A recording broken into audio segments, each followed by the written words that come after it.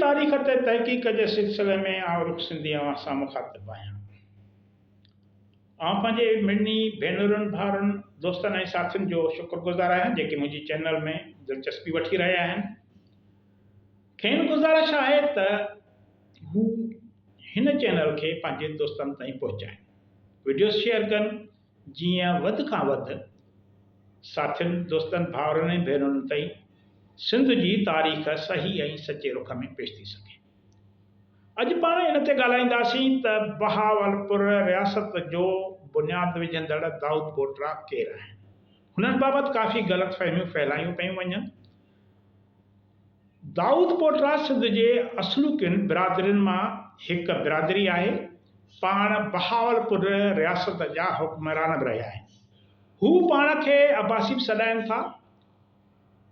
हू मौजूदा सिंध खां सवाइ मुल्तान ऐं उन जे आसपास रहनि था, छो त माज़ीअ में 100 सालनि ताईं मुल्तान सिंध जो हिसो रहियो आहे। दाऊद पोटरनि जो बहावलपुर में घणो असर ऐं वॾी आबादी आहे। दाऊद पोटरनि ऐं कल्होड़नि जो ॾाॾो हिकु ई आहे। तारीख़ साबित करे थी। तारीख़दाननि जे राय मूजिबि अमीर चने खे 2 पुट मोहम्मद दाऊद ऐं मोहम्मद महदी थिया। मोहम्मद महदीअ खे इब्राहिम या कल्होड़ो ख़ान सॾियो वियो। महदीअ जो औलाद कल्होड़ा अॻिते हली सिंध जा हुक्मरान थिया, जॾहिं त मोहम्मद दाऊद जो औलाद दाऊद पोटरा सॾिया विया। संदन कुझु वक़्तु शिकारपुर ते बि हुकूमत हुई। इन निस्बत सां कल्होड़ा ऐं दाऊद पोटरा पाण में सोट रखियनि। किंगाम लिखे थो त नादिर शाह जॾहिं शिकारपुर ते कब्ज़ो करे उनखे पंहिंजी राजशाहीअ में शामिल करे छॾियो त हिन दाऊद पोटरनि खे सपोर्ट ॾेई अॻिते आंदो। सिखनि जे तारीख़ में दाऊद पोटरनि खे लंघा ऐं जोया बि सॾियो वियो आहे। इहे ॿई ज़ातियूं यानी लंघा ऐं जोया सिंधी बिरादरियूं आहिनि, सिंधी क़ौम जो हिसो आहिनि। एसएम चन्ना पंहिंजे किताब encyclopaedia of Indian tribes and castes यानी ज़ातियुनि जी इनसाइक्लोपीडिया में लिखियो आहे त सिंध जा कल्होड़ा 2 ख़ानदाननि में विरहाइजी विया। जेके सिंध जा हुक्मरान थिया उन्हनि पाण खे कल्होड़ा चवरायो ऐं दाऊद ख़ान जी औलाद वरी बहावलपुर जे हुकूमत जो बुनियादु विझी पाण खे पंहिंजे ॾाॾे दाऊद ख़ान जे निस्बत सां दाऊद पोटर सॾायो। किताब क़दीम सिंध उन जा मशहूरु शहर ऐं माण्हूअ में मिर्ज़ा कलीज बेग लिखियो आहे त दाऊद पोटरा अब्बासी कल्होड़नि जे ॼाम चीने जे पोटरे दाऊद जो औलाद आहिनि। कलीज बेग मूजिबि इहे पाण खे असुल अब्बासी ख़लीफ़नि जे औलाद अमीर अहमद जे नसुल मां ॼाणाइनि था ऐं हू चवनि था त हू मकराना मां सिंध में आया, जिते हिननि ऐं संदसि पुट हिंदुनि मां शादियूं कयूं ऐं हिंदू राजाउनि जे मदद सां हाकम थी वेठा। हिकु ॿियो लेखक लिखे थो त मोहम्मद पुट चीनो 7 हिंदू राणनि जे मदद सां सरदार थियो। ही गौरतलब ॻाल्हियूं आहिनि। इन्हनि 7 राणनि जे धीअरुनि सां हुन शादी कई ऐं पंहिंजो ॼाम जो लक़ब हासिल कयईं। खेसि 12 ज़ालुनि मां 18 पुट थिया, जिन खे वरी केतिरो ई औलाद पैदा थियो। उन्हनि मां दाऊद नाले हिकिड़ो पुट राणे चीने वलद ॾेथे जे ॾोहिटरी माई चूलिया मां पैदा थियो। माना दाऊद जो नाले जेको हिकिड़ो पुट हो उहो राणे चीना जो पुट हुयो।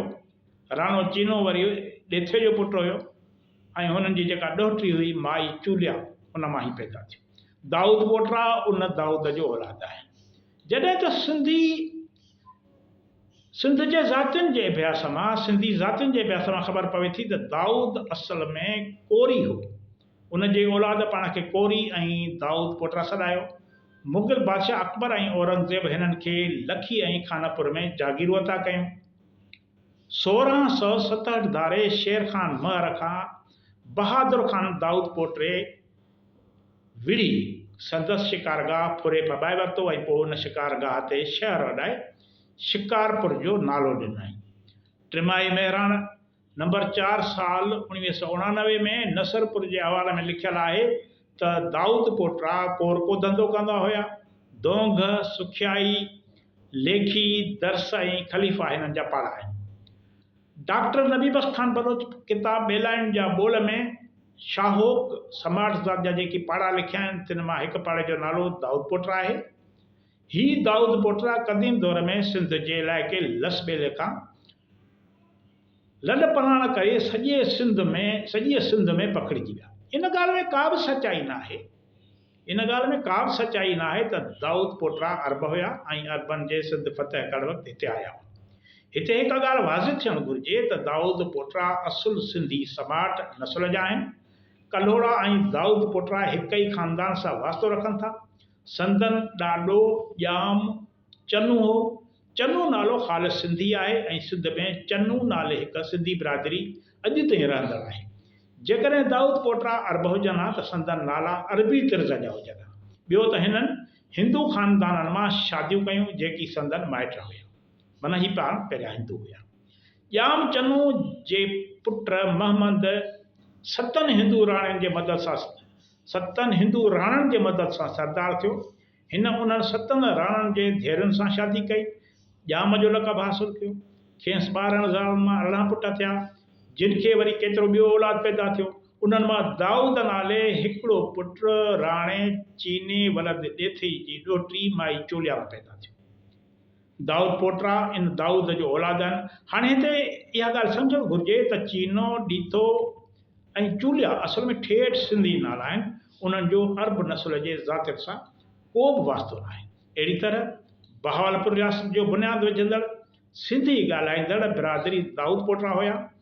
बहावलपुर रियासत सतलज नदी ऐं सिंधु नदी जे किनारे ते हुई।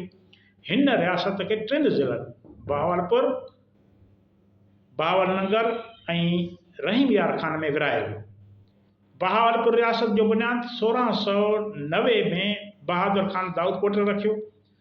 नवाब मोहम्मद बहावल खान अंग्रेज़ सरकार सां पहिरियों मुआहिदो कयो, जंहिंमें बहावलपुर रियासत खे आज़ाद हैसियत ॾिनी वई, जिते सिंधी ॻाल्हाईंदड़ आबादियूं वॾे तइदाद में रहंदड़ आहिनि। बहावलपुर रियासत खे 1947 में हिंदुस्तान जे विरहाङे खां पोइ 1955 में पाकिस्तान में शामिलु कयो वियो।